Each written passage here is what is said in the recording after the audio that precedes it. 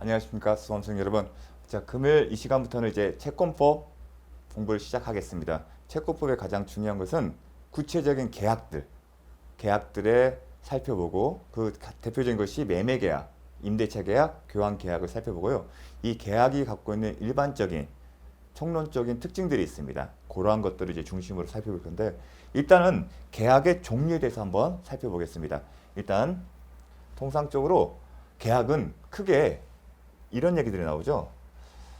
자, 계약을 쌍무계약, 그 다음에 편무계약, 그리고 유상계약, 무상계약, 그리고 낙성계약, 그 다음에 요물계약이라고 구분을 하고 있습니다. 자, 계약의 구분을 이런 식으로 나누고 있습니다. 그러면 이렇게 구별하는 실익이 있을 겁니다. 근데 구별의 실익을 앞서서 과연 이 개념부터 살펴보는 게 중요할 겁니다.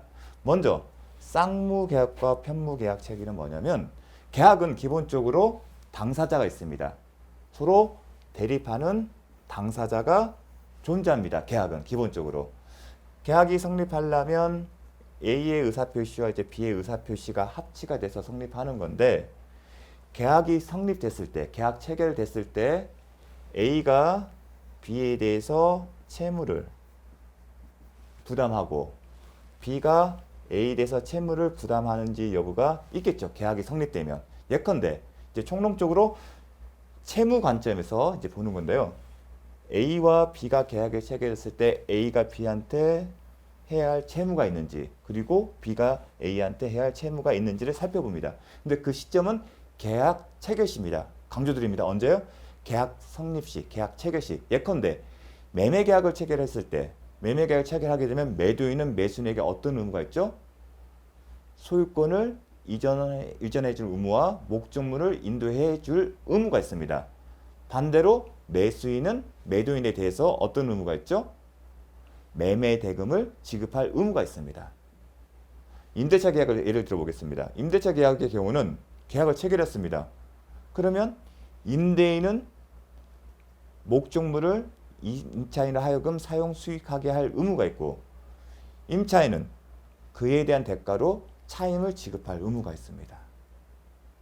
이런 것처럼 계약을 체결했을 때 당사자 쌍방 A와 B가 서로에게서 어떤 의무가 있는지를 살펴보는 겁니다.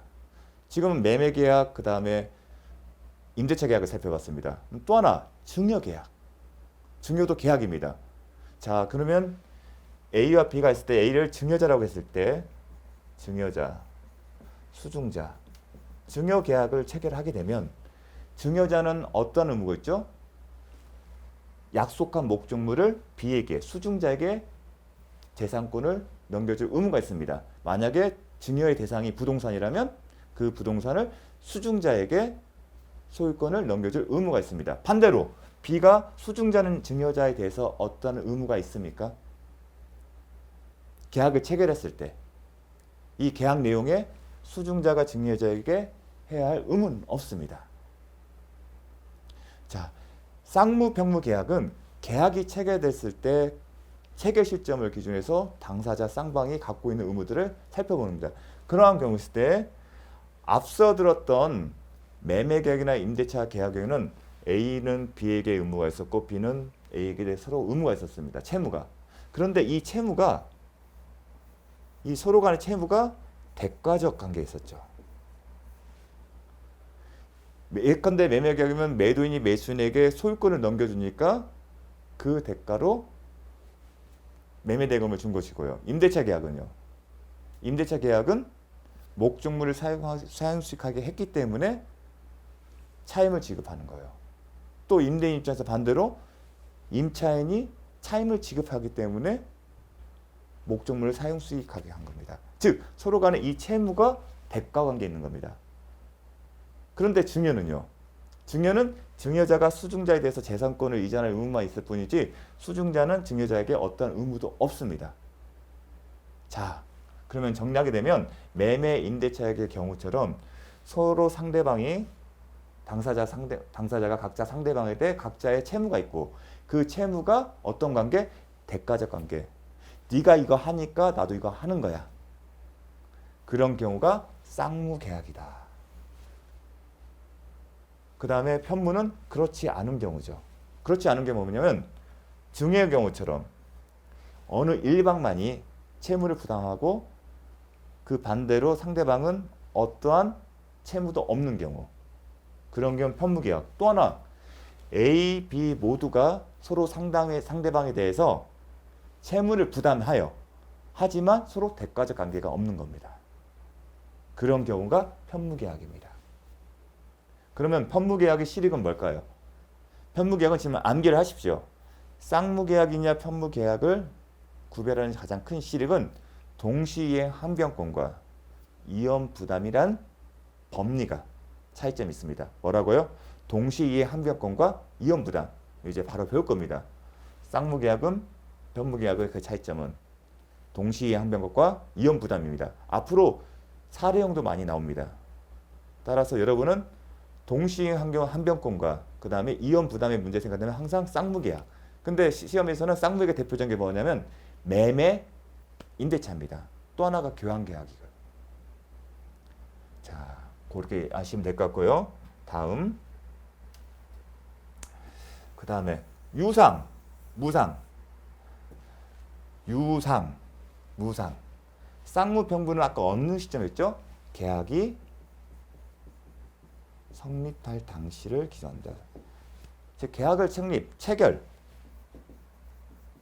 계약 성립 당시의 계약의 내용인 겁니다. 근데 유상, 무상은 계약이 체결, 성립, 뭐 체결이 성립시겠죠. 책임이 있고 계약을 이행하는 과정이 있을 거죠. 그래서 계약의 목적을 달성하는 과정들이 있을 겁니다. 예컨대 매매 계약을 하게 되면 계약을 체결해서 계약금, 중도금, 잔금을 주고 소유권을 넘겨주죠. 그러면서 목적이 달성되겠죠. 유상, 무상은 어느 한 시점이 아니라 이 전체 계약을 체결해서 그 계약의 목적을 달성하는 그 종료 시점까지의 이 전과정을 보고서 이 전과정을 보는 겁니다. 쌍무나 편무는 언제라고요? 요 시점을 보고서요. 이 전과정을 살펴봤을 때 당사자 인방이 상대방에게 전달하는 거,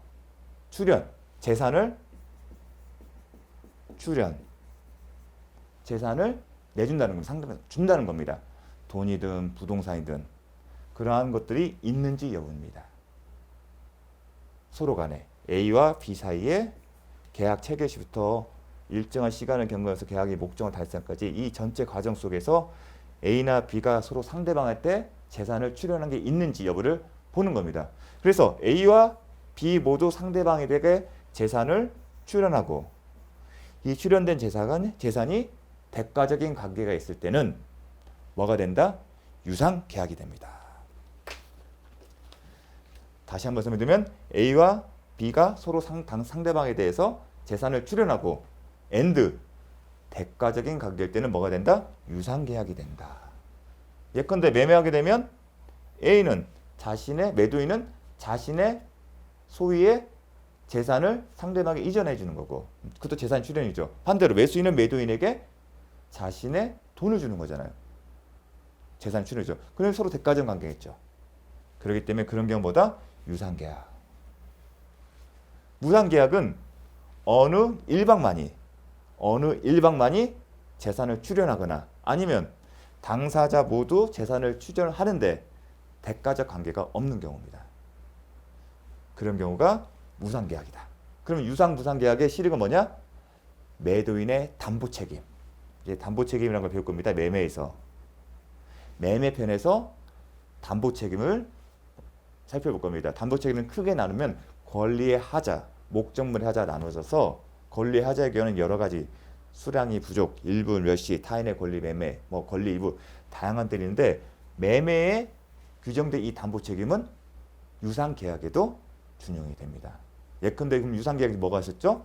우리가 생각해 볼 수 있는 게 매매, 그 다음에 임대차 계약, 교환계약입니다. 결국은 쌍무계약은 유상계약이에요. 또 하나 포인트 되면 대가적으로 관계에서 뭔가를 출연하잖아요. 그렇기 때문에 쌍무계약은 유상계약으로 볼 수가 있습니다. 그래서 제가 쌍무계약, 유상계약 언급한 내용이 똑같지 않습니까? 자, 다음으로는 낙성계약, 요물계약입니다. 요물계약, 낙성계약. 낙성계약은 당사자가 의사 A와 B가 어떠한 의사를 표시하고 B가 A가 의사를 표시하고 이 의사 표시가 합치가 되면 성립하는 겁니다. 요물계약은 단순히 의사가 합치되는 것 이외에 출연이 있어야 합니다. 근데 대표적인 게 뭐냐면 요물계약 같은 경우는 현상광고입니다. 현상광고. 자, 이거는 다음에 살펴볼 건데 대부분의 현상광고를 빼고는 다 낙성계약입니다. 자, 이거는 그렇게 기억을 하시면 됩니다. 민법에는 총 15가지, 현상광고까지 포함해서 15가지 전형적인 전형계약이라는 표현하에 총 15가지를 언급하고 있습니다. 그 중에서 현상광고를 제외한 나머지는 낙성계약입니다. 따라서 낙성계약이라는 지문은 현상광고 빼면은 다 낙성계약이다. 낙성의 의미는 당사자의 의사의 합치만으로 계약이 성립해서 효력을 발생하는 겁니다. 다만 그 요물계약이라는 그 특성은 이제 설명을 하겠지만 나중에 어디 가서 그 실익을 낙성과 요물의 구체적인 차이점, 왜 요물계약이 어떤 의미인지를 체감하시려면 어디서 배우냐면 계약금. 나중에 매매편에서 계약금 계약을 살펴보시고 계약금 계약은 매매계약 종된 계약일 뿐만 아니라 요물계약입니다. 그럼 요물계약의 의미를 그때 가서 살펴볼 겁니다.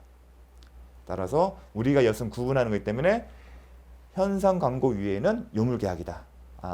현상광고는 요물계약이고 나머지는 다 낙성계약이다. 이렇게 이해를 하시면 됩니다.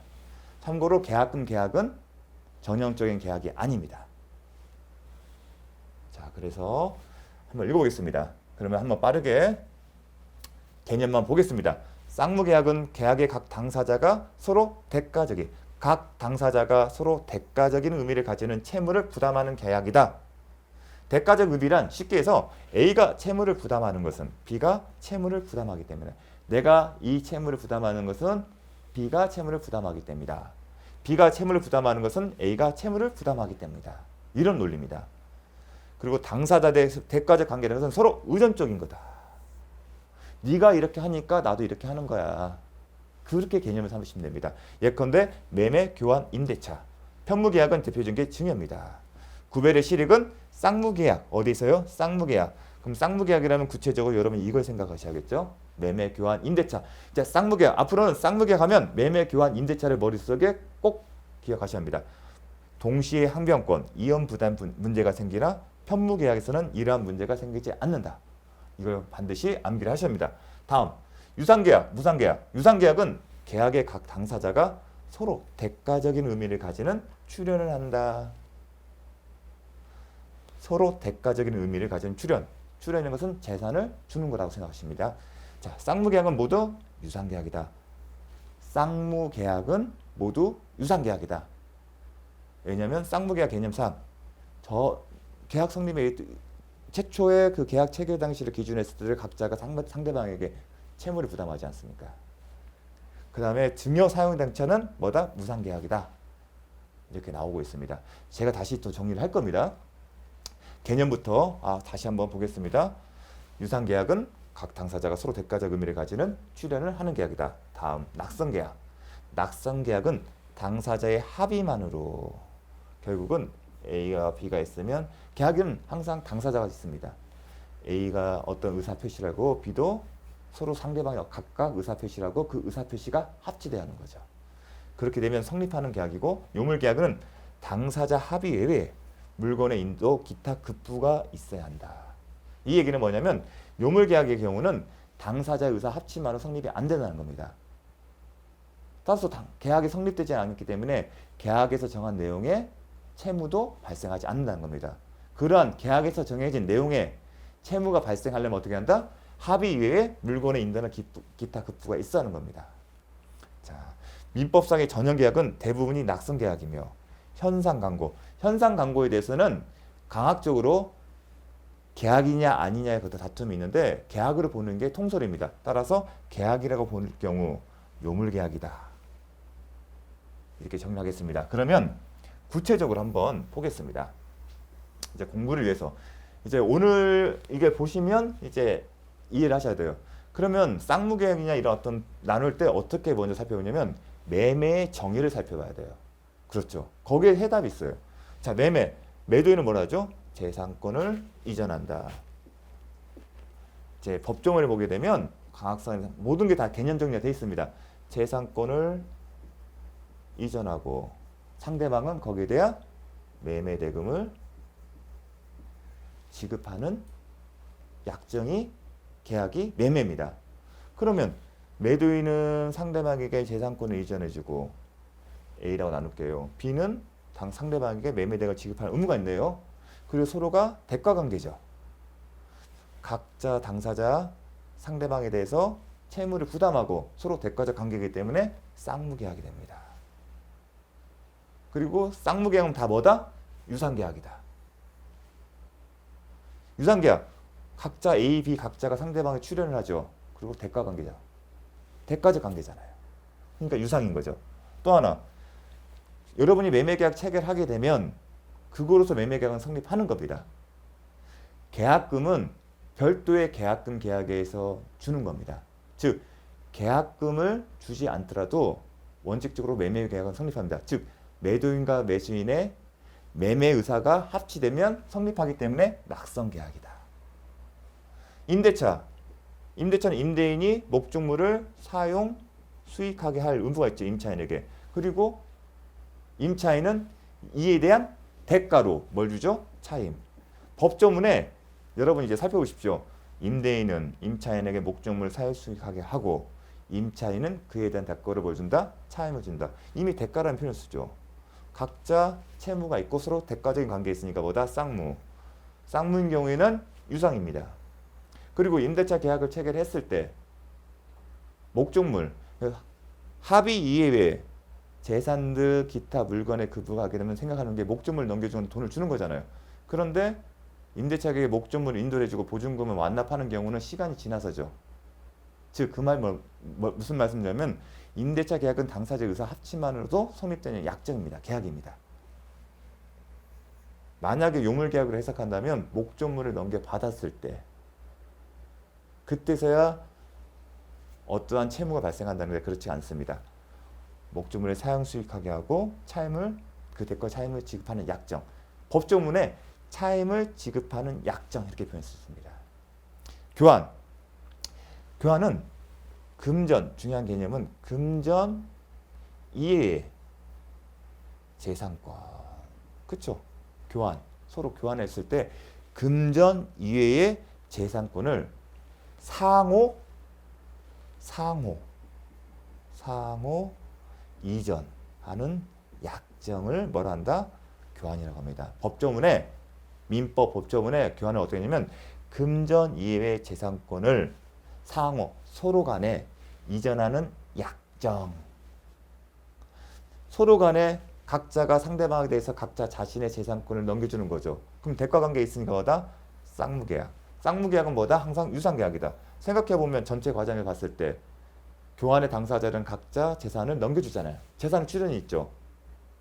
그렇기 때문에 그리고 대가적 관계이기 때문에 유상이 된 겁니다. 그리고 상호 이전하는 약정 이렇게 써 있으면 뭐다? 낙성. 약정함으로써 효력이 발생합니다. 도급은 공사라 생각합니다. 우리 공사 도급 계약. 어떤 일이죠? 건축업자는 어떤 일을 하는 거죠? 건물을 지어주는 거예요.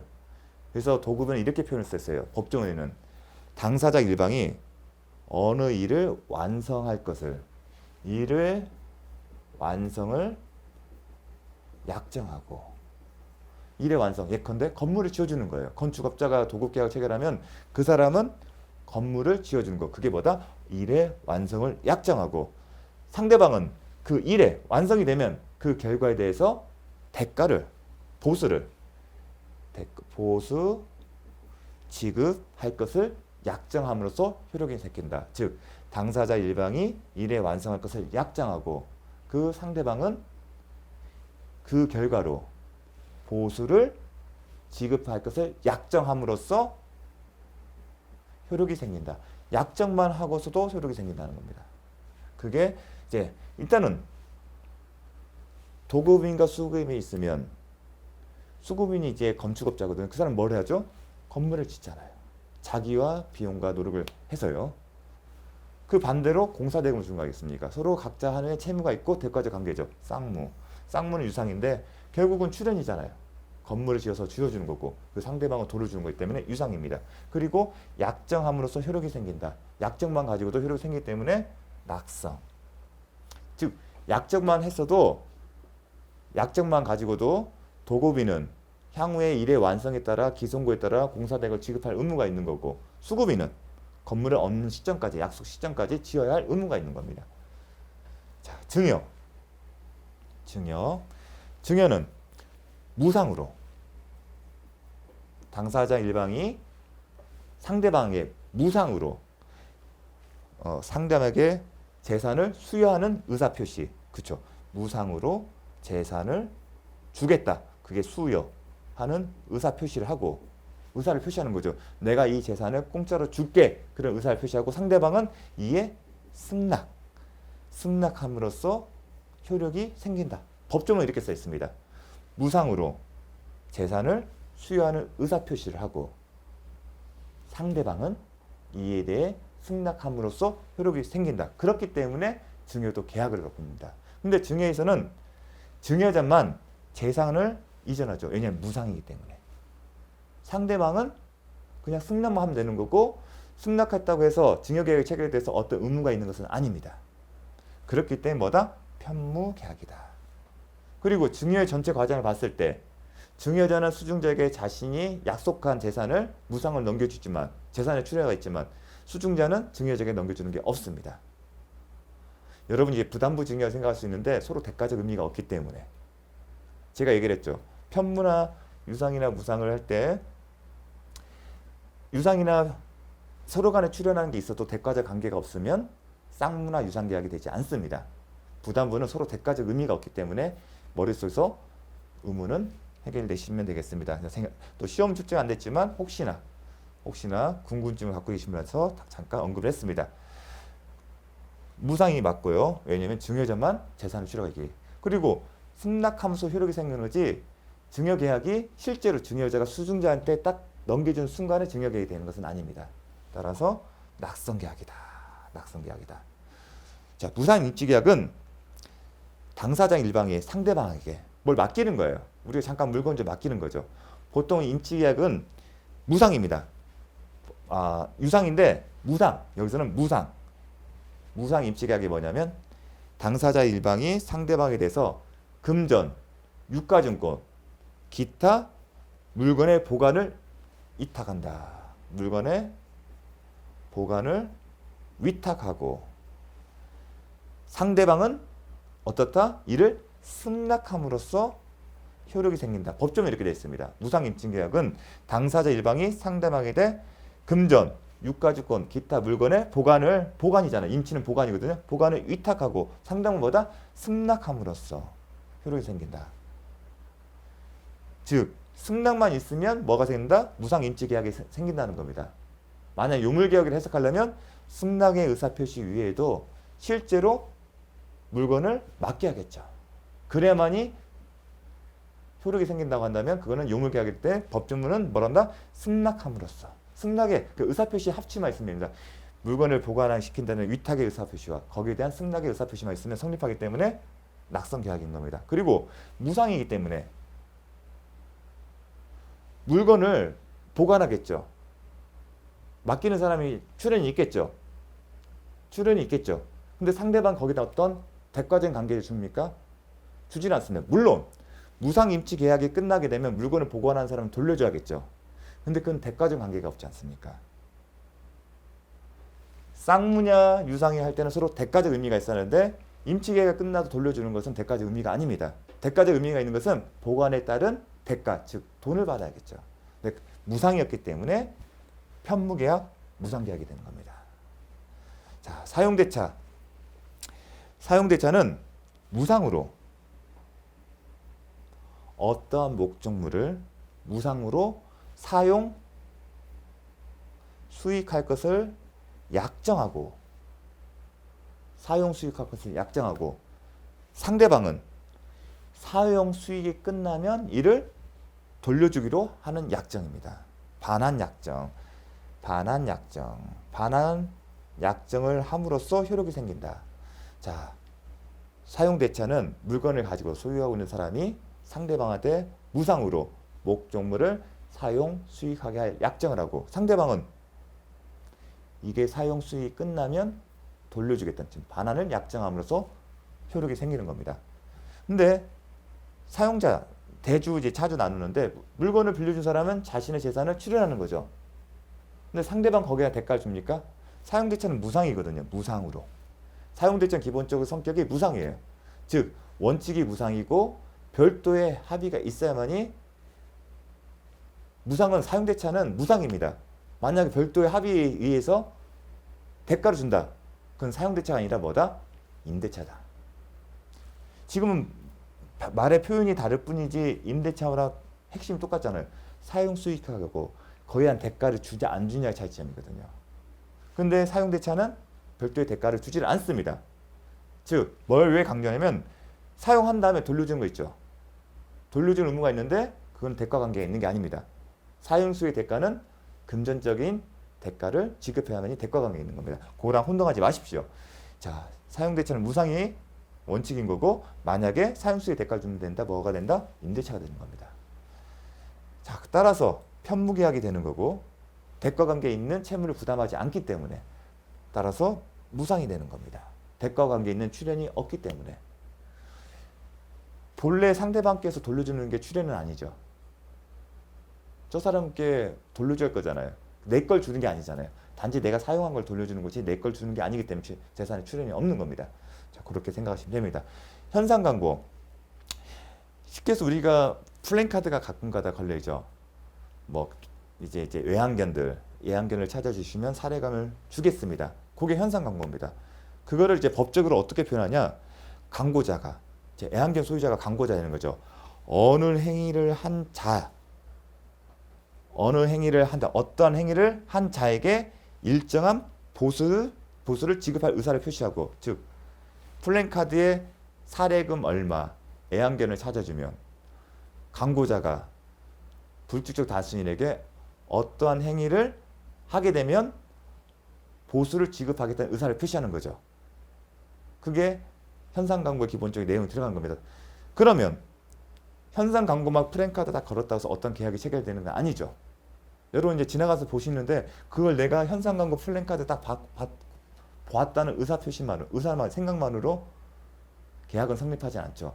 계약은 이제 현상 광고에 대해서는 통솔에 따르면 이제 계약으로 보기 때문에 계약으로 접근할 겁니다. 성격을. 계약은 당사자 의사 표시가 있고 합치가 돼야 합니다. 근데 현상 광고 플랜카드 그 자체만으로 계약은 성립되지 않습니다. 그럼 계약을 언제 성립할까요?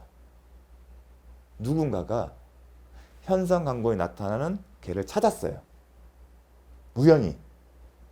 그러면 그 우연히 발견했을 때 계약이 성립할까요? 그렇지 않죠. 계약은 강아지를 현상 광고에 나타난 연락에 전달해서 그 사람에게 전달해 줬을 때 그 시점에 계약이 성립되는 겁니다. 그걸 어떻게 표현한다? 광고자가 어느 행위를 한 자에게 일정한 보수를 지급할 의사를 표시하고 이에 응한 자가 광고에 정한 행위를 완료했을 때 효력이 생긴다. 이렇게 나옵니다. 법문상에는 어떠한 행위를 함으로써 일정한 보수를 지급할 것을 약속하고 이게 사례금을 지급하겠다는 거죠. 그래서 실제로 어떤 사람이 잃어버린 강아지를 찾아줬을 때 행위를 완료할 때는 어디죠? 자기가 그냥 데리고 있는 것만 되는 게 아니라 주인에게 돌려줬을 때 그 행위를 완료할 때 효력이 생긴다. 자, 행위를 완료한다. 행위를 완료함으로써 효력이 생긴다고 합니다. 근데 애완견을 찾았을 때 단순히 찾았을 때만 그 현상 광고 계약이 체결된 게 아니라 어느 시점이죠? 그 개를 데려다 줬을 때. 그래서 이게 요물계약입니다. 당사자의 의사 표시의 합치뿐만 아니라 합치 이후에 강구에서 어느 요청했던 행위, 즉 강아지를 찾아줬기 때문에. 그러면 계약이 딱 체결됐습니다. 계약이 체결되면 이제 여기서 이제 헷갈릴 수 있거든요. 딱 계약이 체결됐어요. 강아지 딱 찾아줬어요. 그러면 이제 누구의 채무만 남았죠? 강구자가 강아지를 찾아준 사람한테, 그 주인이겠죠. 강아지 주인이 강아지를 찾은 사람한테 보수를 지급할 의무는 생기죠. 그렇게 약속을 했기 때문에. 근데 반대로 강아지를 찾아줄 사람이 더 이상 무슨 채무가 있나요? 계약 체결 시점에 없죠. 어떤 채무가 발생하지는 않습니다. 그래서 뭐다? 편무계약이다. 그런데 유상이냐 무상이 따질 땐 제가 했죠. 계약 체결 시점이 아니라 계약 체결 시점에서 계약 목적을 달성할 때, 물론 이후죠. 그런데 계약 체결 당시까지 그 시점에 주목해 봤을 때 계약 체결 전이겠죠. 정확하게 얘기하면 요물계약이기 때문에 계약 체결되려면 성립줘야 돼요. 뭔가 재산의 출현은 있었죠. 자신의 것은 아니지만 그러잖아요. 전체 과정을 봤을 때 현상 강구에게는 현상 강구를 보고서 강아지를 찾아준 사람은 자신의 것은 아니지만 재산을 출연해 줬습니다. 반대로 상대방은 거기에 대한 대가를 지급할 거예요. 그래서 전체적인 관점을 봤을 때 서로 대가적인 출연 관계죠. 강아지를 찾아준 것과 거기에 대가로 보수를 받는 것은 대가적 관계이기 때문에 뭐다? 유상계약이다. 그리고 요물계약이다. 그런데 잘 살펴보면 요물계약은 딱 하나예요. 현상가구. 그럼 여러분이 문제를 풀 때 요물계약은 현상가구 하나만 보시고 나머지는 낙선계약이다. 그리고 쌍무계약은 유상계약이다. 자, 쌍무계약은 다 유상계약이죠. 그렇죠? 그러니까 쌍무계약은 유상계약이다. 쌍무계약은 유상계약. 그런데 유상계약은 쌍무계약이다 맞나요? 유상계약을 보니까 다 쌍무계약이 있는데 여기 유상계약인데 뭐 있어요? 편무계약이 하나 있네요. 현상가구.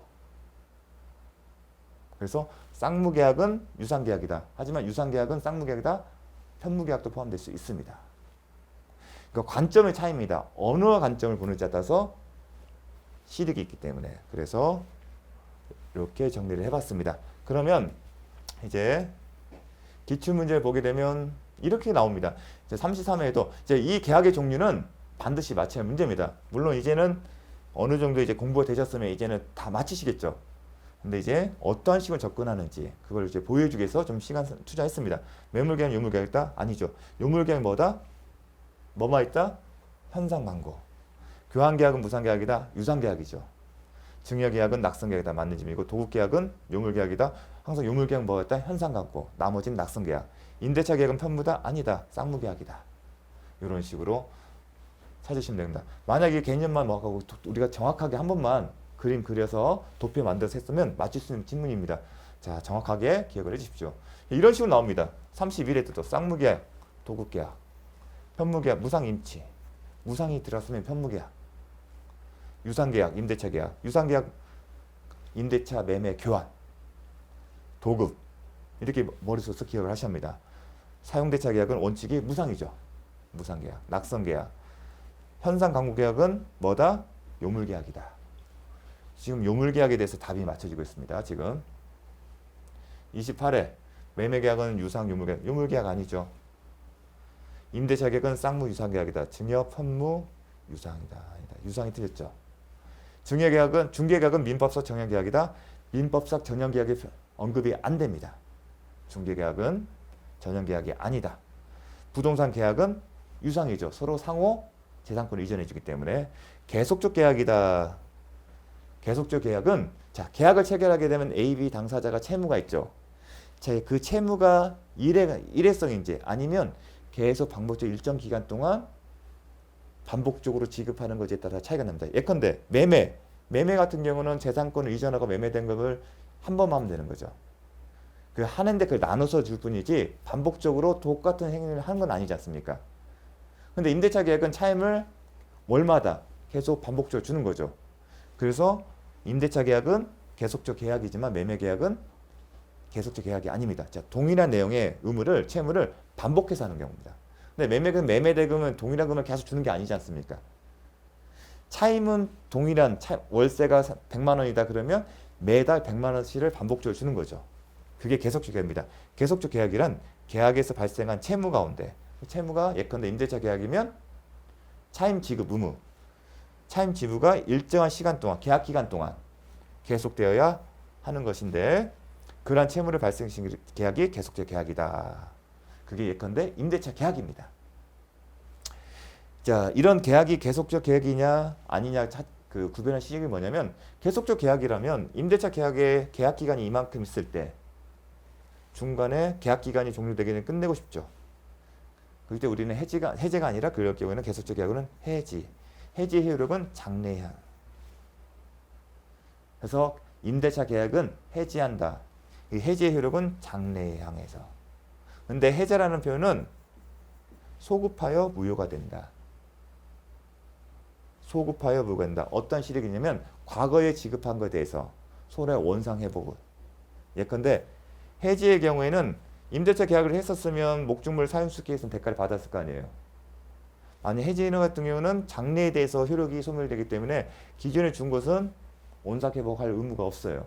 원상회복 주고받을 거 없습니다. 하지만 매매 같은 경우는 계속적 계약이 아니기 때문에 해제죠. 해제가 되려면 매도인과 매수인이 서로 상대방의 준 거에 대해서 원상회복 의무가 있는 겁니다. 소유권을 넘겨줬으면 소유권을 말소시켜주고 매매대금 받았으면 매매금 돌려주면 됩니다. 왜냐하면 일회성이기 때문에. 하지만 장래 계속적 계약은 그렇지가 않습니다. 자, 그런 차이점이 있습니다. 그래서 계속적 계약은 해지한다는 겁니다. 중간에 끝나게 되면. 예약은 채권 계약이다. 이 표현은 뭐냐면 잠시만요. 저도 잠깐 이제 보면서 장차 일정한 계약을 체결할 것을 미리 약정하는 겁니다. 그러니까 보통은 본계약이라고 하죠. 야, 장차 미래에 본계약을 체결할 것을 약속하는 겁니다. 약속을 했기 때문에 어느 시점이 되면 조건이 완성되면 본계약을 체결할 의무가 있는 거죠. 채무가 있기 때문에 그래서 채권계약입니다. 쉽게 얘기해서 채권계약 어려워할 게 아니라 채권이면 뭔가 누구가 채무가 있다는 거예요. 어떤 채무? 본계약을 체결할 의무가 있다는 겁니다. 자, 그래서 예약은 채권계약이다. 전형계약적 쌍무계약은 유상계약이다. 제가 얘기했죠. 쌍무계약은 유상계약이다. 반대로 유상계약은 쌍무계약이다 하게 되면 틀린 지문입니다. 왜냐하면 그 현상광고 같은 경우는 편무계약이지만 유상계약이기 때문에. 자, 고양계약은 유물계약이다. 아니다. 유물계약은 항상 현상광고. 매매계약은 쌍무계약이다. 맞는 짐이고요. 임대차 계약은 유상계약이다. 맞습니다. 자, 이걸로써 계약의 종류를 살펴봤습니다. 잠시 쉬었다가 다음 진행하겠습니다. 네.